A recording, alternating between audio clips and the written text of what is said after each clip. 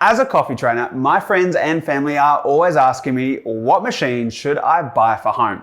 In truth, there are a lot of good espresso machines out there, but what's more important is understanding what type of machine is going to work best for you. So rather than telling you to buy a specific model, today I'm going to give you a quick overview on the different types of home espresso machines on the market, their pros and cons, so you can find the best option for you.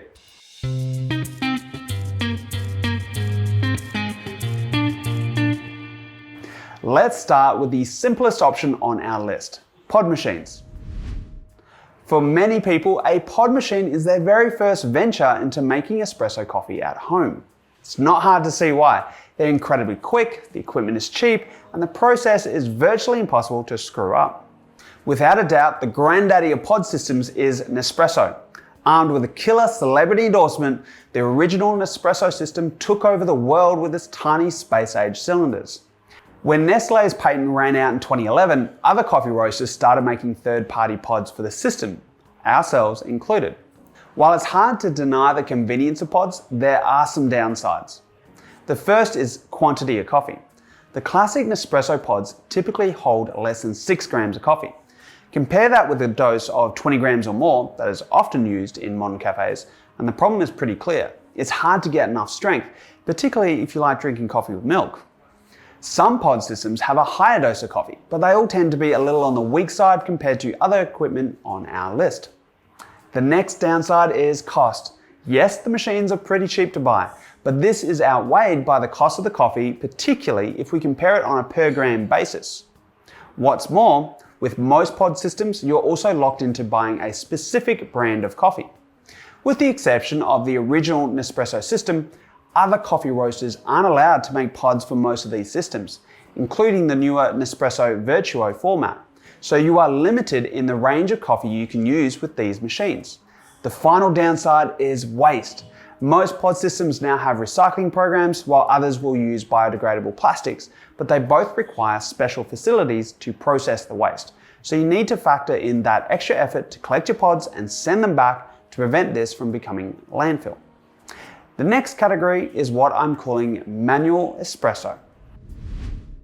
These range from traditional stovetop espresso makers like the classic Italian moka pot to compact camping espresso makers, through to minimalist lever machines like the Flare. This category is a pretty diverse mix of devices, but they're all great for someone who likes to be involved in the process of making coffee. In this way, these machines are the complete opposite to a pod machine. They give you control over how to brew the coffee you use, and in most cases, you don't even need to plug them in. They can also be quite affordable. You can pick up a stovetop moka pot for as little as $25. Check your local thrift shop, you might even get it cheaper. While simple lever espresso machines like the Flare range from around $200 all the way up to almost $1,000 for the top spec version. A machine like this can make espresso that tastes as good as even the most expensive equipment on this list, so don't discount them. And you'll definitely look like a coffee pro when you whip out one of these at your next dinner party. So if you're someone who drinks espresso straight up and appreciates the minimalist approach to coffee making, then this style of machine can be a great choice. Of course, the most obvious downside is convenience, particularly if you just want to roll out of bed and get some caffeine as quickly as possible. Also, if you're a milk coffee drinker, then you'll need to get a separate milk steamer of some sort. And there's also the other accessory you'll need with any manual espresso maker, a grinder. Before we move on, I should briefly mention the AeroPress. Many people would normally include it in this category, but we have left it out. That's because, despite what it says on the box, it doesn't really make espresso the way we define it. Don't get me wrong, it's a great brewer, which can make fantastic coffee, but I'll talk more about it next time. Next is the most popular category on this list, the small home espresso machine. Cheap electric espresso machines haven't always been a great choice, but times they have changed. Go into any home appliance shop and you'll typically see a wall of these machines with popular brands like Breville, DeLonghi and Gaggia. To save space, some models have a grinder built in, while others will sell the grinder as a separate appliance. While this type of machine is not quite as convenient as a pod machine or a fully automatic machine, they are still pretty quick and easy once you've got everything dialed in.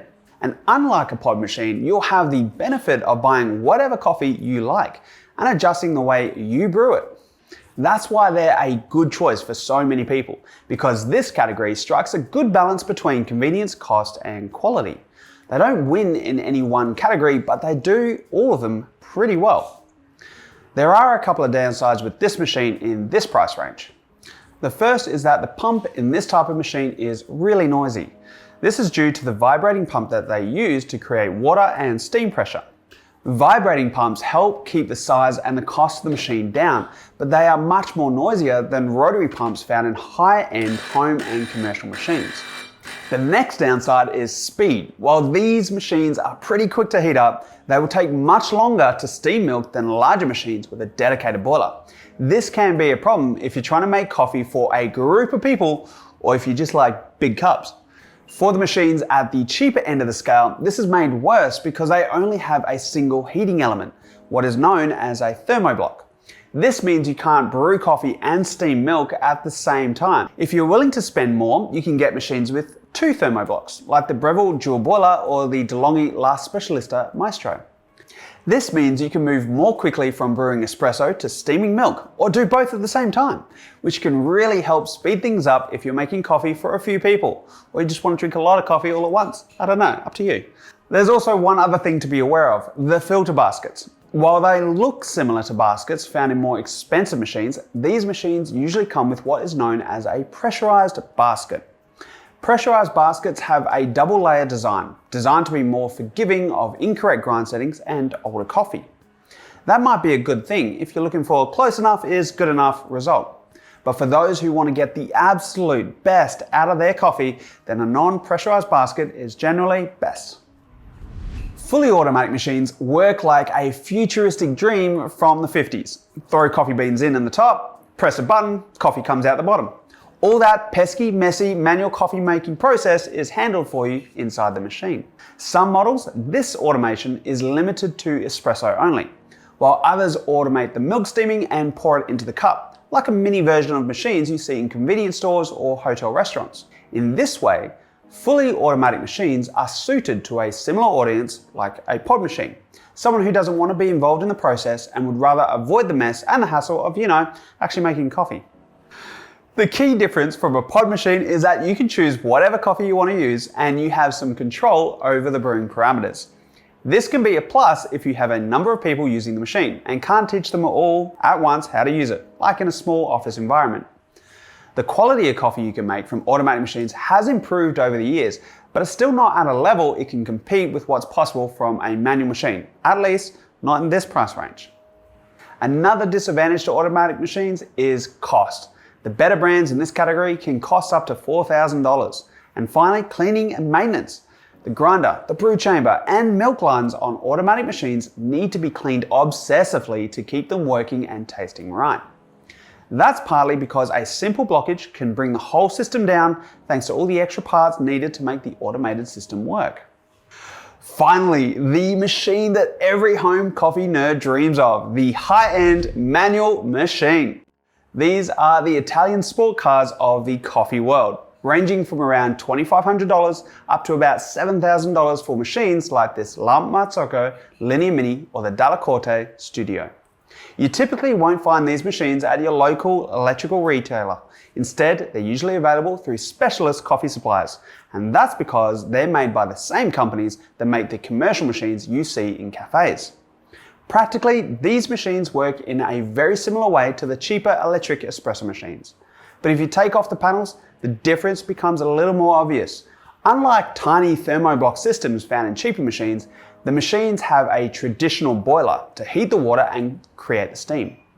A boiler is great for maintaining a big, stable mass of hot water for brewing and nearly an unlimited supply of steam pressure. The capacity is great if you need to make coffee for a few people or even the whole office, or maybe the next door office, I don't know. Also, many of these high-end machines have another advantage, a rotary pump. A rotary pump is much quieter than the tiny vibrating pumps found in cheaper machines. They're also really easy to adjust if you want to tweak the brew pressure on your machine. Because of the commercial design of these machines, there are a huge number of ways you can customize. If you want to try different baskets, just drop them in. If you want a naked handle, go for it. Adjust the brew temperature, do it. The obvious downside is going to be price, but there are always a few other drawbacks that you need to consider. The first is the time it takes to heat up. Unlike a cheaper thermoblock machine that can get up to temperature in seconds, heating up a boiler can take close to half an hour before it's even ready to make coffee. That's not a big deal if you plan to use it all day, but it can be a real pain if you want to make a quick coffee before you run out the door. What's more, the extra power needed to heat a boiler full of water also adds to your power bill, just so you know. Also, most machines in this category have manual brewing controls, which simply means that you need some way to measure the shot volumes if you want to get consistent results. For most home baristas, the best option is to use a digital scale. Not a big deal if you're used to brewing this way, but it's worth knowing if you've only used automatic machines in the past. Of course, shelling out $7,000 for a machine, along with coffee scales, a temp, and all the other accessories isn't going to mean a thing unless you get a good quality grinder to go with it. If you want to find out more about any of the equipment in this video, I'll link to a few of these machines I mentioned down in the description. Of course, once you've got a shiny new espresso machine, you'll need to know how to get the best out of it. And that's why you should definitely click on this video right here to make sure you don't make some of the most common home espresso mistakes that we hear of. Until next time, stay stoked.